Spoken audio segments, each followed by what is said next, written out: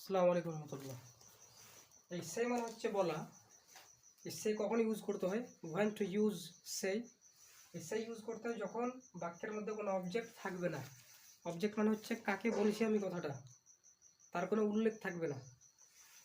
উদাহরণস্বরূপ আমি এটা বলেছিলাম, কিন্তু কাকে বলেছিলাম এই নামটা কিন্তু উল্লেখ নেই এখানে। অর্থাৎ কথাটা আমি কাকে বলছি সেটা আমি উল্লেখ করবো না, তখনই এই সেই ওয়ার্ডটা ইউজ করতে হবে। I side it. Next example, সে প্রতিদিন উত্তর বলে, বাট উত্তরটা কাকে বলে এখানে কোনো নাম উল্লেখ নেই, সেই জন্য সে ইউজ করেছি।